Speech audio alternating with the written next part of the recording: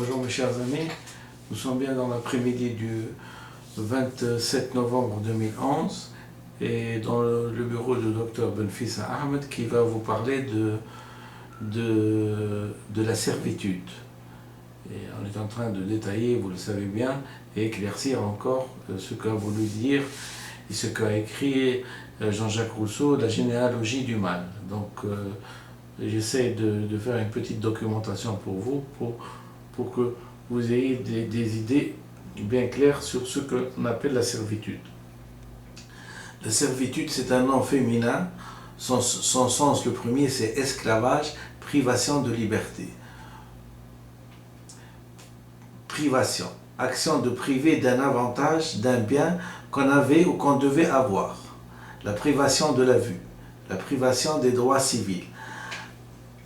Une petite citation de Voltaire, qui est toujours le bienvenu dans notre dialogue, bien qu'il soit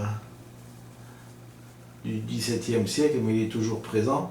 C'est ça les hommes, hein? C'est ça les héros.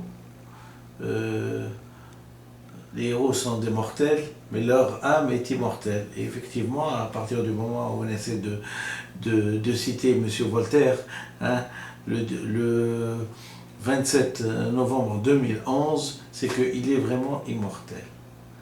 Hein? C'est ça les grands hommes. Et d'ailleurs, comme grand homme, il a été enterré au Panthéon. Et je vous rappelle que dans le Panthéon, à l'entrée, je crois qu'il y a écrit, je crois bien et je suis sûr, aux grands hommes, la patrie reconnaissante, la patrie française bien sûr, reconnaissante. Mais ceci dit, ces idées sont tellement internationales que ce n'est pas spécifique à la France. La liberté, heureusement d'ailleurs, que ce n'est pas une, comment dirais-je, une caractéristique spécifique qui doit rester française. Alors Voltaire disait, « Ah, combien de choses n'étant pas obligé de renoncer. L'âge amène chaque jour une privation. » Voltaire, correspondance. C'est vrai qu'à partir du moment où on prend de l'âge, on est privé de sa jeunesse. Alors je continue. Action de se priver volontairement de quelque chose dont on pourrait jouir. Privation volontaire. Au pluriel, il se dit que les privations, il se dit de la privation soit volontaire, soit infligée par des circonstances. Oui, parce que la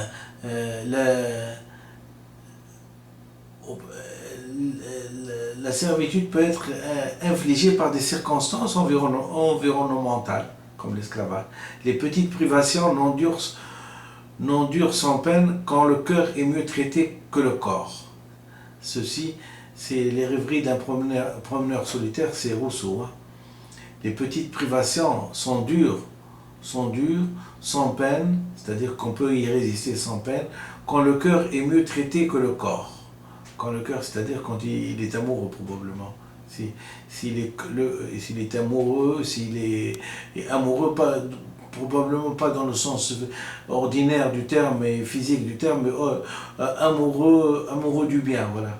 Amoureux du bien, amoureux du bon et de la beauté et du beau. Vivre de privation, manquer de choses nécessaires. Absence de quelque chose qui manque. La privation des rudesses me tiendrait bien lieu d'amitié en un besoin. C'est Vignier. Ancien terme de philosophie aristotélique. Aristote remarque qu'un rêve, avant d'avoir ses qualités actuelles, en avait d'autres, qui constituent un état privatif de l'état présent.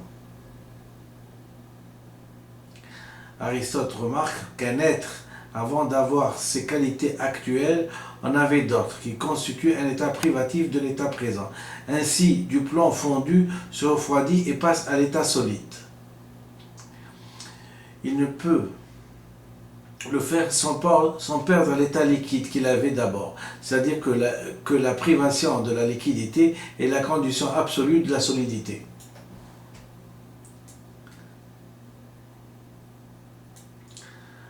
Alors, les synonymes de servitude, il y en a 8. Asservissement, assujettissement, bagne, infériorité, obéissance, servage, subordination, vassalité. Citation avec certitude. Nous allons citer M. Albert Camus. La liberté n'offre qu'une chance d'être le meilleur. La servitude n'est que la certitude de devenir pire. Événement contenant servitude. Il y a plusieurs événements qui contiennent le mot servitude et on va en prendre deux. La réforme de Solon.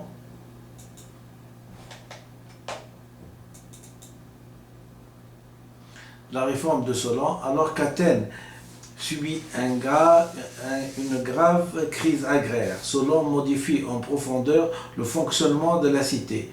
Il interdit la servitude pour dette et efface ces derniers. Mais surtout, il réforme le corps civique, l'accès au pouvoir était délimité par l'appartenance à des classes. Celles-ci ne seront plus simplement déterminées par le sang, mais par la richesse. Un rôle militaire est également attribué à chaque classe. Surtout, Solon donne un pouvoir à la boulée, assemblée jusqu'ici purement consultative. Enfin, la création de l'ailier, tribunal populaire, permet à tous de participer à la justice de la cité. Donc,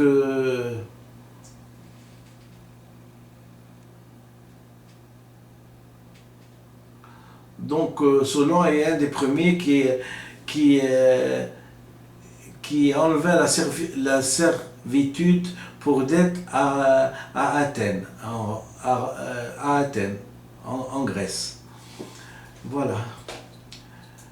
Je pense que pour appuyer le terme de servitude, il est bon de vous lire un petit peu ce que... Il est bon de vous lire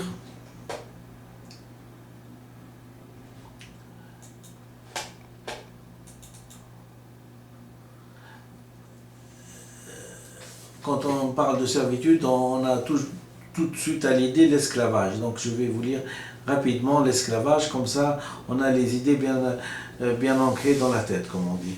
L'esclavage est le système socio-économique reposant sur le maintien de l'exploitation de personnes dans des conditions d'esclaves. L'esclavage est le système socio-économique reposant sur le maintien et l'exploitation de personnes dans des conditions d'esclaves. Ce terme qualifie également et originellement cette conduite auto-légale que sociale de l'esclave. Ce terme qualifie également et originellement cette condition autant légale que sociale de l'esclave, c'est-à-dire de travailleur ou de servant, non libre, et généralement non rémunéré, qui est juridiquement la propriété d'une autre personne et donc négociable. Donc juridiquement, un esclave appartient à quelqu'un, bien sûr. On peut l'acheter, on peut le vendre, le louer, etc. Au même titre qu'un objet ou un animal domestique. J'ai voulu vous montrer que la servitude, qui donne l'exemple de l'esclavage, et qu'on finit par considérer un être humain comme un objet qu'on peut vendre, acheter et louer. Pour vous dire que la servitude n'est rien d'autre qu'une privation de liberté. On ne peut plus faire ce qu'on veut, on nous commande. Nous sommes un objet. Définition, il est défini comme un outil animé par Aristote.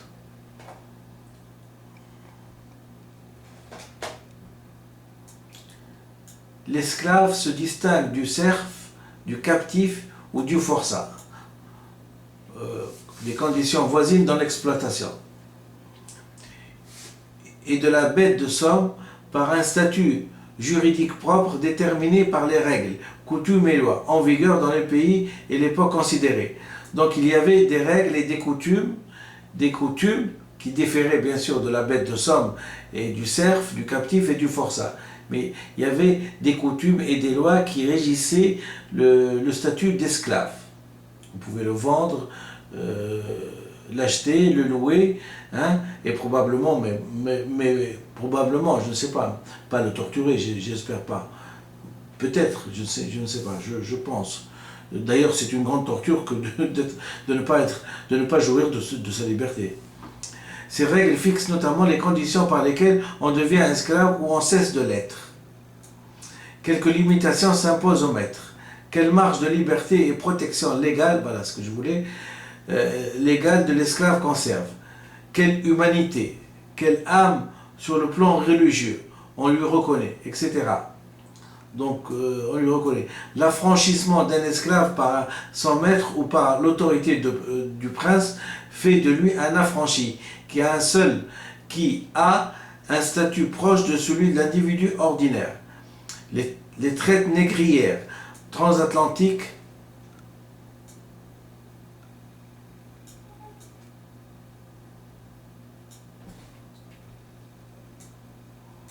Les traites négrières transatlantiques et orientales sont les plus emblématiques des pratiques d'esclavage de par leur durée, plusieurs siècles, leur ampleur, plusieurs dizaines de millions d'esclaves, et leur impact historique, notamment aux États-Unis et en Afrique. En 1866, alors que la France a aboli l'esclavage depuis 18 ans, le pape Pie IX signe une instruction du Saint-Office qui le justifie encore.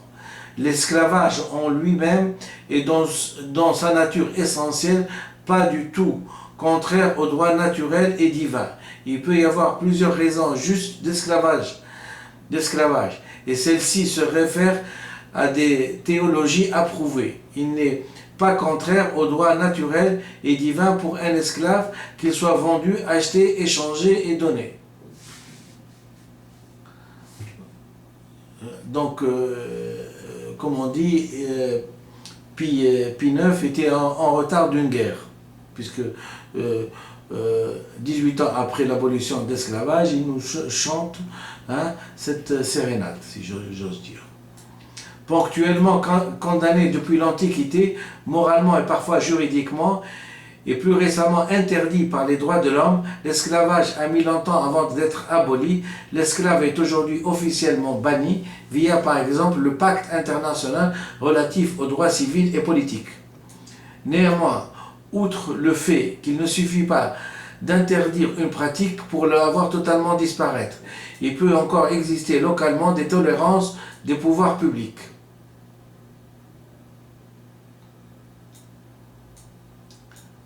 Définition. L'esclave est la condition d'un individu privé de sa liberté, qui devient la propriété d'une autre personne, exploitable, négociable comme un bien matériel. Étymologie. L'esclave. Le terme moderne esclavage vient du latin médiéval sclavus, déformation du mot latin slavus. Le mot esclave serait apparu au Moyen-Orient, à Venise, où la plupart des esclaves étaient des Slaves des Balkans, une région qui s'appelait autrefois l'Esclavonie, puis Salvonie, et qui est récemment devenue indépendante sous le nom de Croatie. La même racine se retrouve dans le mot arabe Skaliba, ce qui n'a rien d'étonnant puisque les Turcs se procuraient leur futur janissaires en achetant, en capturant des enfants chrétiens dans la même région. Rome pratiquant l'esclavage comme tous les peuples antiques, le latin disposait évidemment d'un terme pour désigner l'esclave, servus, qui a conduit au terme servile et servilité, relatif à l'esclavage et à sa condition. Ce mot aussi donnait naissance au terme serf du Moyen-Âge et au moderne service, serviteur, voire. Définition française. Selon l'Académie française, l'esclave est une personne qui n'a pas de condition libre, qui appartient à un maître exerçant sur elle un pouvoir absolu. L'esclave est donc avant tout la condition d'esclave et la réduction d'un homme à l'état d'esclave. L'esclavage est donc avant tout la condition d'esclave et la réduction d'un homme à l'état d'esclave.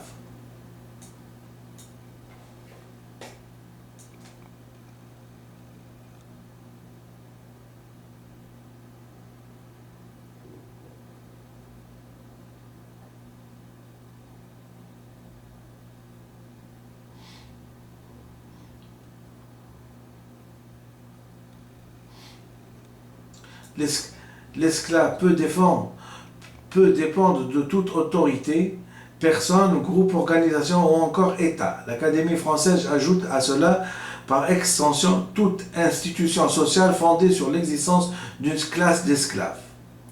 Par analogie, l'esclavage est donc l'État, la condition de ceux qui sont soumis à une tyrannie, à une autorité arbitraire, asservissement et servitude. Par analogie. La définition n'exclut donc pas formellement la notion de servitude volontaire. Autre sens. Au sens figuré, l'esclavage est l'état d'une personne qui, par intérêt ou par goût, se met dans la dépendance d'une autre et suit aveuglément ses volontés.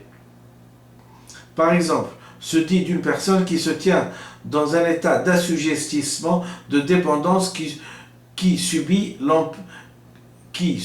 l'empire d'une chose.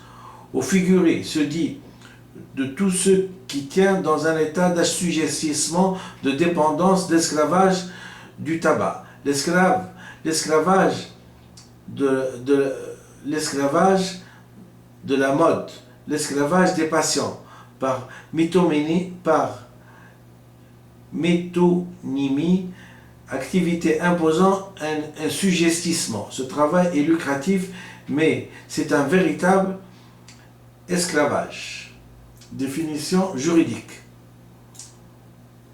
Voilà ce que je voulais dire, juste pour esclavage, parce que si on va, il ne s'agit pas bien sûr de lire tout Wikipédia, mais d'avoir ou n'importe quel dictionnaire qui traite de la question, mais il s'agit de savoir d'avoir des idées claires sur servitude et esclavagisme et esclave, c'est tout.